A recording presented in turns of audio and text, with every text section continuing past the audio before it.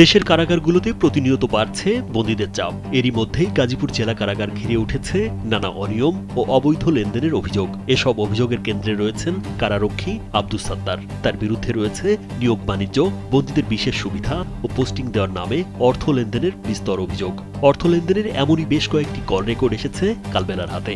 ওই যে নাহিদের কাছে গেছিলাম, ও 15,000 টাকা দিচ্ছে, কবে আগে 5,000 দিয়েছি, আর 15,000, 20,000 নেন আর বাকি টাকাটা আমি বেতন পেয়ে দেবো। শুধু কল রেকর্ডই নয়, কালবেলার হাতে আসা একটি ভিডিওতে দেখা যায় জোর করে এক ব্যক্তিকে দিয়ে চেকে সই করিয়ে নিচ্ছেন কারারক্ষী আব্দুস সাত্তার। এ সময় তাকে বলতে শোনা যায় এই ব্যাংক অ্যাকাউন্টটি তার নিজের কিনা। এটা তো স্যালারি অ্যাকাউন্ট না, নিজের চেক নিজে এমনি সই করে। 8টি প্রাকৃতিক তেল, ভিটামিন ই ও সি সিরাম সমৃদ্ধ লিলি সিরাম অয়েল চুল করে মজবুত, নিশ্চিত করে হেয়ার গ্রোথ। নরসিংদীর বাসিন্দা কারারক্ষী আব্দুস সাত্তার চাকরি জীবনের বিভিন্ন সময়ে যেসব স্টেশনে দায়িত্ব পালন করেছেন সেখানে অনৈতিক লেনদেনে জড়িয়ে পড়েছেন বলে অভিযোগ রয়েছে। বিশেষ করে কারারক্ষী পদে চাকরি দেওয়ার কথা বলে একাধিক ব্যক্তির কাছ থেকে লাখ লাখ টাকা নেওয়ার অভিযোগ করেছেন ভুক্তভোগীরা। আমদারা থেকে আমি বলবো যে একজনের কাছ থেকে উনি টাকা নিয়েছিল, ওই টাকায় 5,000 মনে পড়ছে, তো 15 টাকা ফেরত দেওয়ার জন্য এতগুলি টাকা লাগবে। এটা ব্যবস্থা করে আমি লোক পাঠাবো, ওনার কাছে দিয়ে দিলে হবে। অভিযোগকারীদের দাবি এসব বিষয় প্রভাবশালী মহলের মাধ্যমে ধামাচাপা দেওয়ার চেষ্টা করা হয়েছে। গাজীপুর জেলা কারাগারের জেল সুপার রফিকুল কাদের খোকনের সঙ্গে আব্দুস সাত্তারের ঘনিষ্ঠ সম্পর্ক রয়েছে বলেও অভিযোগ রয়েছে। জেল সুপারের যোগসাজশে কারারক্ষী আব্দুস সাত্তার কারাগারের বিভিন্ন গুরুত্বপূর্ণ দায়িত্ব ও পোস্টিংয়ে অস্বাভাবিক প্রভাব বিস্তার করেন। কিন্তু 25 মাসের বেশি হয়ে গেছে, বদলে যাবে যে কোনো মুহূর্তে। যেভাবে হোক একটু করে দেন, 2 মাস ধরে অপেক্ষা করতেছে।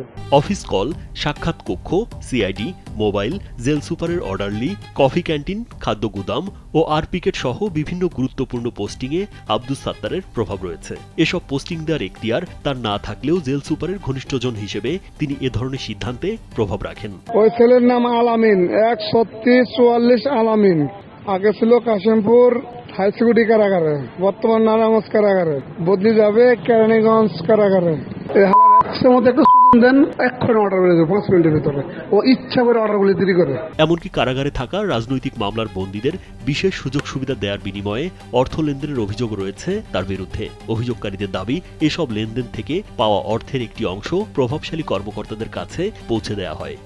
ভাই, আমি তো বিদেশ চলে যাবেন, আমি তো জেলখানার ভিতরে ঢুকবো আর ফোনে যোগাযোগ করতে পারবো না। কারারক্ষী নাহিদ হাসানের বদলির বিষয়টা একটু, এই বদলি বললা অফিসে যাওয়ার কথা হাজতে মানুষ একটু দেখেন। কারারক্ষী আব্দুস সাত্তার তার বিরুদ্ধে ওঠা অভিযোগ সম্পূর্ণ ভিত্তিহীন ও মিথ্যা বলে দাবি করেন। অবশ্যই মিথ্যা, টেনশনে মাথা ঘুরতেছে, উল্টা পাল্টা খালি রিপোর্ট। বর্তমান যুগ কি করতেছে বুঝি না, আজকে 1 সপ্তাহ ধরে একই কাহিনী। বর্তমান যুগ বহুত কিছু করা যায়, এডিট করে বহুত কিছু করা সম্ভব। এ বিষয়ে জানতে গাজীপুর জেলা কারাগারের জেল সুপার রফিকুল কাদের খোকনের সঙ্গে একাধিকবার যোগাযোগের চেষ্টা করেও তাকে পাওয়া যায়নি। গাজীপুরের মতো গুরুত্বপূর্ণ একটি কারাগারে যদি কোনো কর্মকর্তা বা কারারক্ষীর বিরুদ্ধে এমন পাহাড়সম অভিযোগ ওঠে, তাহলে সেসব অভিযোগের নিরপেক্ষ তদন্ত জরুরি বলে মনে করেন সবাই। রাজীব বিশ্বাস, কালবেলা।